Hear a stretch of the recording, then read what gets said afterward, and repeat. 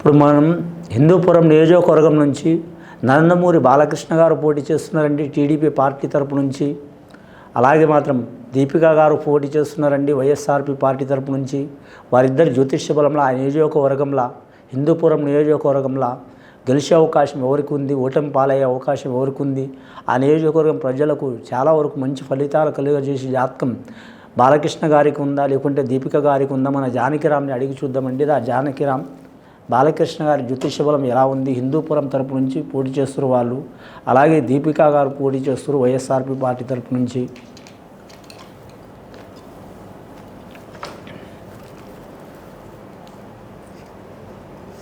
ముఖ్యంగా వీరి జాతకంలో షిరిడి సాయిబాబా వచ్చిండండి. ఈ హిందూపురం తరపు నుంచి పార్టీ చేస్తున్నవారు చాలా వరకు మంచి ఫలితాలు కలిసి వచ్చే అవకాశాలు ఉన్నాయి.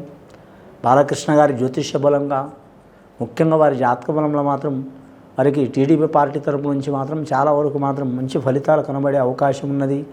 ముఖ్యంగా మాత్రం ప్రత్యర్థులు అంటే మాత్రం దీపికా గారు వైఎస్ఆర్పి పార్టీ తరపు నుంచి కూడా వారికి చాలా వరకు కొన్ని ఇబ్బందులు, చిక్కులు, చికాకులు వచ్చే అవకాశాలు ఉన్నాయి. అని నువ్వా నేనా అన్నట్టు పోటీ కొనసాగే అవకాశం ఉంది. కానీ ముఖ్యంగా మాత్రం వీరి జాతకంలో లాస్ట్ ఘడియలో మాత్రం బాలకృష్ణ గారు గెలిచే అవకాశం ఉన్నదండి టీడీపీ పార్టీ తరపు నుంచి. కానీ మాత్రం దీపికా గారు వైఎస్ఆర్పి పార్టీ తరపు నుంచి ఓటమి పాలయ్యే అవకాశం ఉన్నదండి.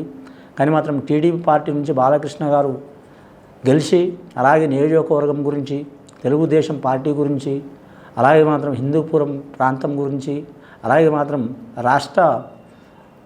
రాష్ట్ర స్థాయిలో మాత్రం రాజకీయ రంగంలో అన్ని యోగాల గురించి ఆలోచించి మంచి యోగ బలం నడిపించే అవకాశం ఉందండి.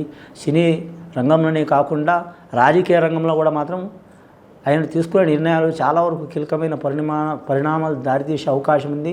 మంచి యోగ బలం కలిసి వచ్చే అవకాశం ఉందండి.